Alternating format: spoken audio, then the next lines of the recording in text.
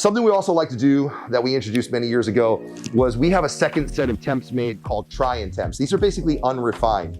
If I was to show you guys what these look like, you can clearly see they're nice temporaries, but they don't spend a lot of time putting a glaze on them. These are meant to try in, make any adjustments or add-ons or takeaways, and then give these back to the lab. They can put these on the model. They can go ahead and mount the case, then take the temps off, and now we know that the preps are exactly where they're supposed to be in space. There's no discrepancies anywhere. If I have to add or take away or reshape, I can do that in these temps and give these temporary try-ins right back to the laboratory. So this try-in set is a very nice additional set that our lab gives us. We try them and then we shoot them right back to them for mounting and adjustments, and basically the best communication is the actual temps in their hands.